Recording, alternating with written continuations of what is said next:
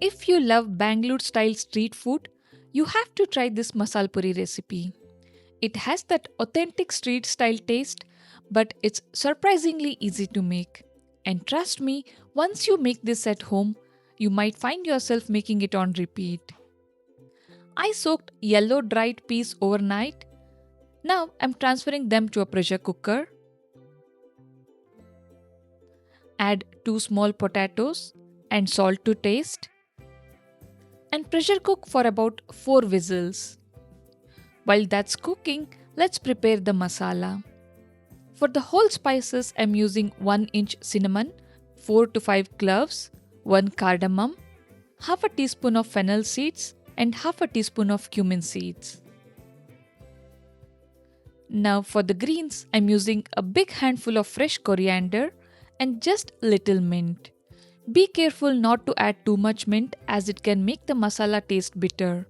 I'm also adding green chilies for heat along with ginger and garlic. Now heat some oil in a pan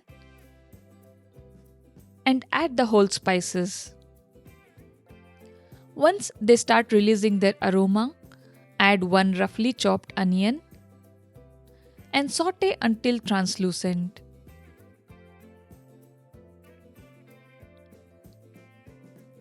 Now add the ginger, garlic and green chilies and saute for another couple of minutes. Now add 1 roughly chopped tomato and cook until it turns soft and mushy.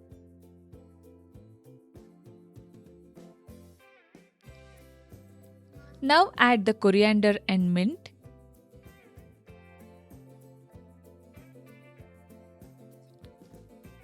Once the green starts to wilt down, add the powdered spices. I've taken here 1/4 teaspoon turmeric, half teaspoon coriander powder and half teaspoon garam masala.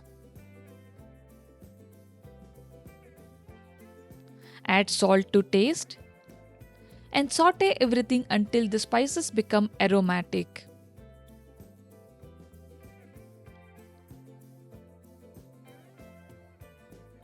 Now set it aside to cool. By now, our peas and potatoes should be cooked. Let's remove the potatoes from the peas.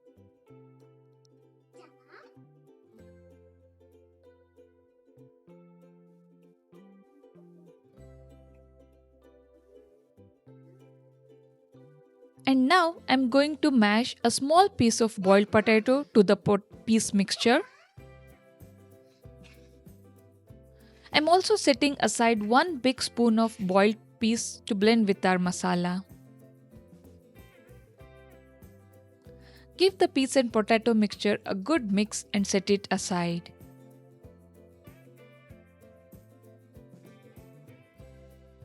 Now transfer the cooled onion and tomato mixture to a blender along with the reserved boiled peas and blend everything into a smooth paste. Transfer this masala to a pot, add 3 cups of water.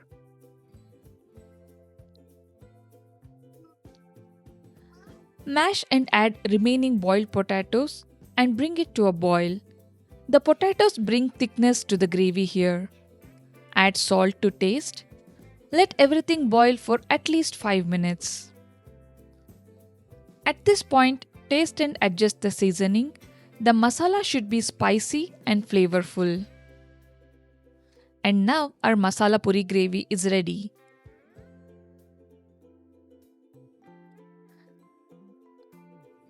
Let's assemble. I'm using homemade papadis here. These are absolutely perfect for masala puri.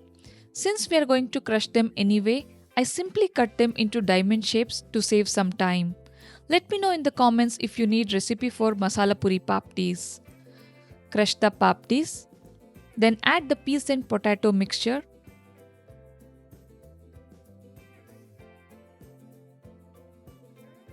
Followed by the hot masala.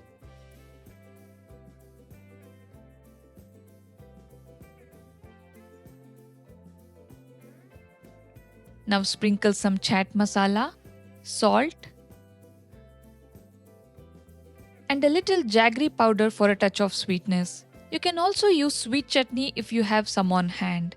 Then add finely chopped onions, tomatoes, squeeze of fresh lime, save, fresh coriander, and fried peanuts for incredible flavor and crunch. And that's it. Authentic Bangalore style street food masala puri made right at home. Don't forget to give this recipe a try and let me know in the comments how you like it.